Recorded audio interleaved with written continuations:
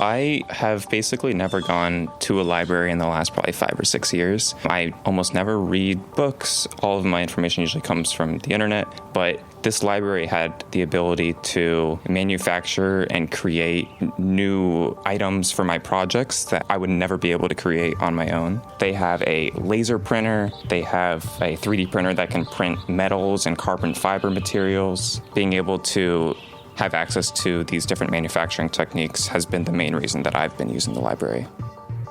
When was the last time you went to a library? I mean, yourself, not for your kids. Right. I tried a library as an alternative workspace probably last 2016. Okay, yeah, that's 6 years ago. But it was not really very fulfilling. What do you think of libraries today? Why do you not go to the library? I've spent a week working from a library, interviewing their executive director along the way, and recording 2 other podcasts. Everything you hear has been made within the library. As Michael said at the top, the library enabled him to do something he was not able to do at home. That is what libraries are offering today. Today I speak with Sabrina Bernat of Winter Park Library in Florida. We met and used her podcast studio for this conversation. We talk about how libraries have become digital. What are some of the services offered by today's library? Have a listen. Check out the show notes for more links. Thank you for being here. My name is Andrew Mayer, and this is New Normal. Now on to Sabrina Bernat, Executive Director, Winter Park Library.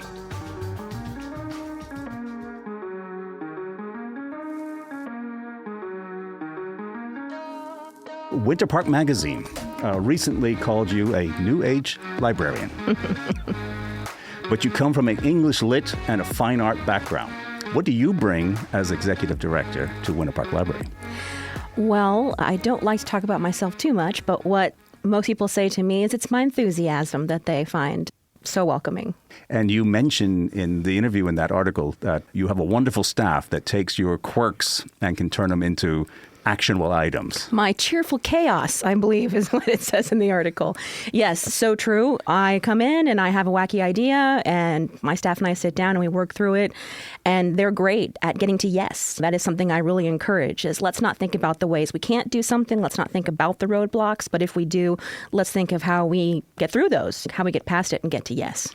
As I mentioned in the pre-roll in the introduction to the podcast here, I haven't been in libraries very much, and I've put out questions on my social media as to who's been to libraries not with their kids. I mean, that's usually a lot of people, they bring their kids because they got those 4 to 18-year-olds or whatever it might be. But how have people been using libraries has changed, and I've missed a lot of it, to be honest, and I have the pleasure of being here in this library here this week and these experiences. But what's the role of libraries in 2022, and how have they changed? They've changed a lot. So I grew up in libraries using the card catalog, going after school, getting my books for homework and, pleasure. And then through the years, I've noticed more and more, like we talked about, experiences being added to what libraries do. It's more about education, connecting people with knowledge and resources. So we see ourselves today as a platform for the community to come and do a lot of different things. We have borrowed from some other libraries to come up with what we call our 3 pillars of education philosophy, which really explains all that a library does and why we do the things we do, why we have the things that we have. Starts off with self-directed education, which means that the library should be a platform that has all of the resources that you, the individual, need without any intervention. So you can come in, sit down. We have equipment, we have spaces, we have materials of all shapes and sizes for you, for whatever your particular need might be. And that's one pillar of what we do and why we have a collection and collection development and all those wonderful things. And then there's research assistance and instruction, the second pillar. And that's where staff become important. That's where we have the bread and butter library classes. We do early literacy story times, and we have introductory computer classes. And if you have a research question, or you're a small business owner or an entrepreneur and you just need help getting started with research or getting started with other projects, that's where we come in. And then the third we call our instructive and enlightening experiences. And that's where we bring in outside luminaries. So people with expertise beyond what we generalists can offer in the library. Librarians are jack of all trades, Jill of all trades. They are real Renaissance people, but there are areas that we are just not experts in. We'll bring in people on healthcare and policy and social issues, all sorts of things, and give our members, our community, that experience to learn and grow in those experiences. And the role of digital has obviously grown. I'm in the library today, and I'm happy to plug that I'm in your recording studio. Yeah. So this is unusual for me. It was a little bit tricky to make sure I feel comfortable working with this here, but your staff has helped me a lot to make it absolutely seamless for me to sit here. Why is digital important to the library today? It reaches a broader audience for us. One of the things that libraries always struggle with is in-building and out-building, because we have built this amazing facility. It's wonderful. It has so many new spaces, so many new things people can experience and come in and use. But you have to be able to get here. And for some folks, that is not possible. Their job schedule, their family situation or home life, lots of reasons they can't get to us. So it's really important that we have outreach efforts that are physical and digital. So we have staff that go out into the community with a physical book bike. Right. And we also have our digital offerings. And we launch platforms like Overdrive, Libby, and Hoopla, and things like that. And we're also digitizing our historical archive so that if you can't get in to visit the archive in person, you can do that online. I have to let you plug this because I'm fascinated by it as well. We're in an incredible new building. You've been open, I believe, 11 weeks or something like that. Something like that. So this is really new. I don't smell fresh paint anymore, so that has settled. But it's an incredible building. What can you tell us about this? Well, for your listeners at home who have no idea the library that we left to come to this one, it's such a change. It really is night and day. Our old building was built in the late 70s with the third floor addition in the mid 90s. Brick structure, very sturdy, can withstand those Florida hurricanes, in fact, but really did not afford us any flexibility when it came to making upgrades or changes as new technology came along, as patron needs expanded. Our largest room for doing any kind of activities in the old library was our community room, and it seated about 60 people at maximum capacity. And in the new facility, we're only a 2-story building, not a 3-story building, so operationally a win, but our largest room seats 122, right. And our second largest room seats 100, and then we have several other smaller spaces as well, and spaces that convert into usable spaces. What's changed, because I was in the old library many years ago, and for me, I would just say that was the old 1970s library. That was the one I would have visited when I was in school. We always went to the library on Saturday morning. My dad brought his books back. He read so many books, and we would go into the kids section and flip through things there. But that was the library that I knew of old, and that's what you've come from. Yeah. What you have today is flexibility, is what I see everywhere. It was the number one word. I'm sure the architects were sick of me saying it, but it was something that was really important to staff and really important to me because that's what we lacked in the old building. And if the last 2 years have shown us anything, is we just don't know what's coming down the pipeline. We don't know how we're going to have to pivot, adapt to things. The speed, the pace of change and technology is just incredible. So the stuff coming down the pipeline now, faster and faster and faster, new things, new equipment. So we need to be ready for it. And we need to be ready for bigger experiences. Like I mentioned, that's what's grown over and over and over. Pre-pandemic, we were, for a town of 30,000 people, seeing 38,000 people attending our classes and events every year. So we were number one in the state per capita for as many bodies in the building. And that was in a space where our largest room sat 60 people. We just had an annual event in February, our Heart and Soul, which is our celebration of Black history culture for Black History Month. And in our old space, we would see about 60 to 80 people. So don't tell the fire marshal about that one. But in the new space, with the first time we did it, over 200 people. So again, don't tell the fire marshal, but we were out in the lobby. We were hanging on the staircase. Yeah. It's 120, right? Yeah, if you're doing the math on that, it doesn't really check out. But we're also fortunate that right next door, of course, to our library is this brand new events center. And that's great synergy for us because when we have an event that has outgrown itself, we can call on our friends at the city and say, hey, do you have availability? Because, we're getting too big for our britches. So technology plays a big role. You talked about the online services that people that can't always get to the library can access a lot of the information and services from afar. But this library itself contains a lot of technology. Like I said, we're in a podcast studio. This is set up better than my studio at home. It's got a green screen, which obviously on podcasting you can't see, but it's set up. I've been told you have cameras that people can come in and do video. I heard that video interviews for college applications and things like that is a thing. Yeah. Maybe resumes and resumes. You've got spaces where not everybody's got a nice space to do things like that at home. This is, for me, something very new as libraries. What else do you offer? Yeah, so everything that we offer, we're offering it because we want to be an equalizer for the community. Like you said, you have a setup at home, but a lot of folks don't have that opportunity or space. So we wanted to provide that kind of space and technology in the library for whatever your needs might be. So we do have the recording studio. The makerspace is where our fun and funky technology lives. If you'd like to try your hand at 3D printing, not everyone can afford their own 3D printer, or do they have the technical inclination to learn how to do that on their own? They need guided assistance for that. So we have a couple 3D printers. I think we've added a metal 3D printer in the new space, but lots of stuff coming down, the pipeline there. And we've got virtual reality headsets. So we're teaching virtual reality classes for all ages. The kids, of course, is what you'd expect. They're playing their video games. They're doing cool stuff. But the grown-ups are coming in, and we're doing Google Expedition, and we're traveling the world, which is great for people with mobility issues, fixed income. You're not getting out and traveling. You're not being able to experience the things that others can. So it gives you a chance to do that. We've got iMacs and PCs that have all the Adobe Creative software on there. Again, expenses that you may not be able to afford on your own. People come in and use that to make business cards, resumes, flyers for their small business. We've also got a Cricut digital die cutter. So for the really crafty folks who love to cut their vinyls for their tumblers and do all sorts of things, we have that. And we provide all of the mats, the pens, the calligraphy pens, the blades, just for you to come in and use. And then the newest big addition is our laser cutter. So we have a glow forge, and come in and engrave your laptop lid or make a sign or cut out pieces for a project. And it's just really exciting. And of course, the computer lab, which we did not have at the old library. We had a few lonely public computers scattered around the first floor of the building, not really conducive to anything. But now we have a lab which allows us to teach classes. We were going off-site to do that before for wherever we could find a place that had computers. So bringing people into the building, and then we do virtual computer classes as well.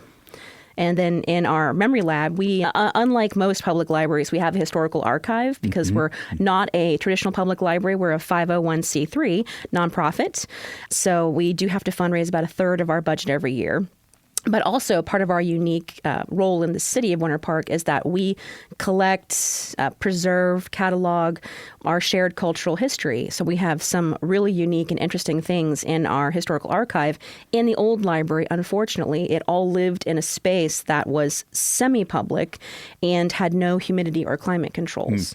So it was in danger. Many precious documents and things over the years were degrading, and our archivist was very concerned about that. So she had a lot to do with the design of her new space, which included, thankfully, a new climate and temperature controlled archive and her new public research room. So it's a nice quiet space where she has exhibit space, which we did not have before. So now she can bring things out of the archive where it's appropriate or make new displays and things and really get people interested in what's happened in Winter Park's history. It's fascinating stuff.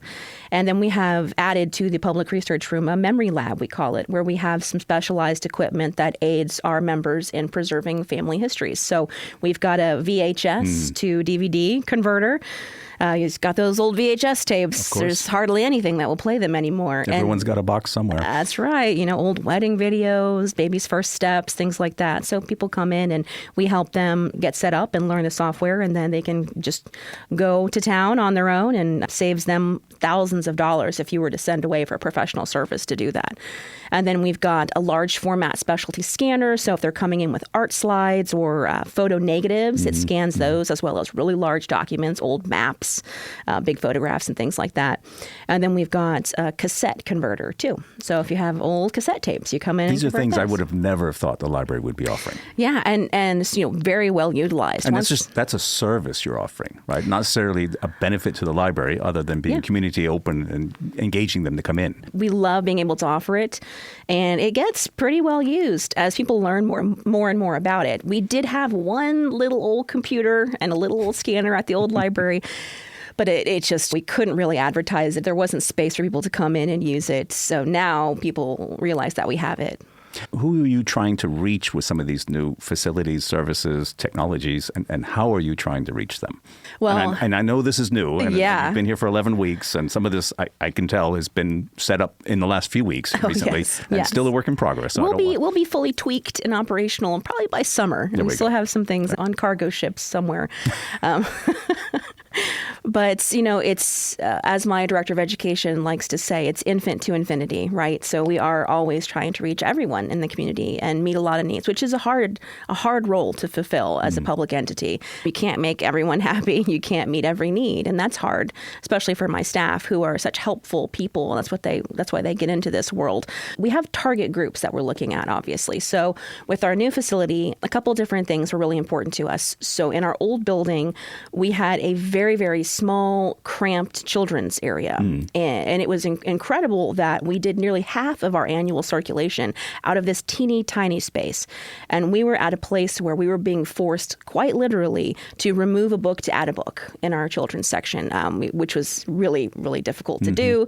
We know librarians have their own natural, what we call weeding processes, and books do leave the library in their own time, but not before their time. Right. So we wanted to make sure that in the new facility, we had, of course, expanded collection space capacity to grow that collection.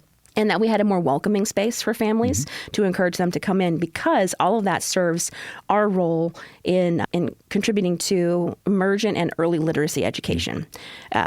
Extremely important. We have an early literacy area. We partner with lots of organizations, but those foundational years when children are developing their cognitive skills around literacy is a predictor of so much in their life. Its future successes tie right back into whether or not they're reading on grade level by third or fourth grade.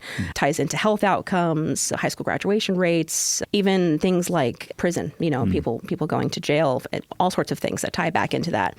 So we really wanted to make sure we had a space that aided in that and aided our future goals for that. So we are pushing forward and getting a special early literacy certification with our youth librarians. They're going for training. Once they're certified, we'll be the second library in the state to be certified as a family place library. It's all about early and emergent literacy. Emergent is for babies and early is for your preschool age. So there's a lot of different things in different ages that you have to address. And once they come back from that, we'll introduce a 5-week caregiver course. So that really will teach the caregivers to teach their little ones how to gain these skills. Very, very important. And in the old library, the youth spaces were right next to the adult spaces. So it caused some friction, let's say. It's kind of a turnoff for the youth. Yes. And maybe for the adults as well. Yeah. We had our adult reading gallery, our studying gallery right next to the children's areas. Many adults did not appreciate the joyous laughter of our children running around in the children's area. And it did require our librarians to keep a little bit of an eye on who the big people were in the little people's area, just to make sure everyone's safe and comfortable. And it didn't often invite parents to stick around and stay in those areas. And we know that when you hang out in the store, you're more apt to buy, right? So if we can keep you longer after story time, you may check out more books. You may get more out of your experience at the library. So now in the new library, I mentioned we're only a 2-story building. The whole second floor is our youth floor. Right. So everything there, it is their land. They can run and play and shriek to their heart's content. And anybody over the age of 17 up there is going to get a side eye from your staff to make sure. We know there are plenty of grown-ups who like to read YA, young adult fiction, and we do have some meeting spaces up there, but the way the building's designed, we can see. We really have a good eye on who's coming and going into that space. What is the mission of Winter Park Library in 2022? It's to connect people to knowledge and resources to amplify learning and build a stronger community. And really, we see ourselves as just this key educational institution in the fabric of our community.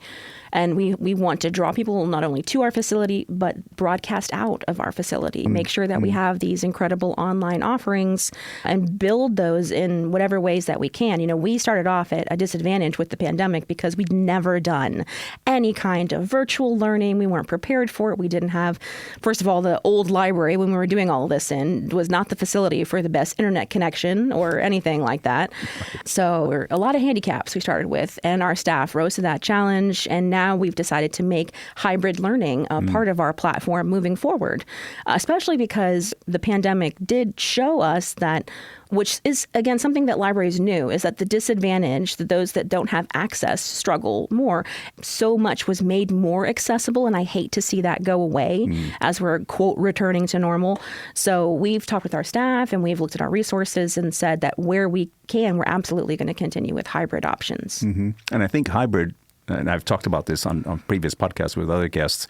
When we started talking about this in 2020, at the beginning of the pandemic, conversations were, well, if this just lasts sort of 6 months or 9 months or a year, we're going to go back to the previous normal quite quickly. Now we're into year 3 of a strange hybrid life, whether that's food delivery or groceries being delivered home or learning online. I've got 3 children or young adults who are all obviously well-versed at hybrid learning nowadays.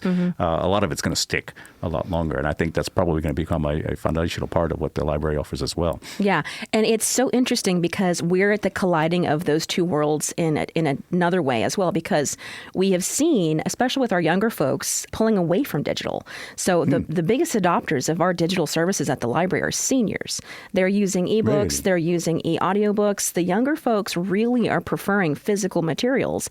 And I think that that's a reaction to how digital their world has become. You know, if you look at schooling today, the kids are given laptops or iPads. A lot of their textbooks are online. So much of their social lives are online, whether they want them to be or not.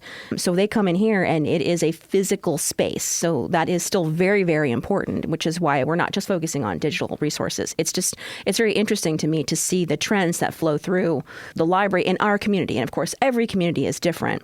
But what we've definitely seen here is that the younger folks have a preference for the print and the older folks have a preference for digital, but they're all using it in some way or another. And I shouldn't say the older folks have a preference for digital, but the biggest adopters. So because plenty of my senior members who come in to use the library definitely tell me how much they love our print sections, our large print, that's still very, very popular. But digital is a growing share and it's growing faster for our older folks than our younger folks. And I've noticed that in some of the resources here, seeing some of the terminals people working at. Average age, I won't give it, but it's definitely my age and higher. You see some gray at the temples. Definitely some gray at the temples there. I mean, I guess the younger generation may have their own facilities and their own hardware and their own laptops or whatever, so they don't have a necessity there.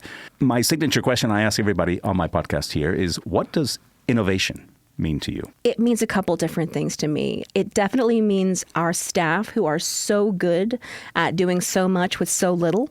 So at the old library especially, we're talking duct tape and bubble gum. I mean, they were doing amazing things with very, very few resources. So I think that is a type of innovation that is really important in a library. We have so many creative people and they're finding ways just to make things stretch.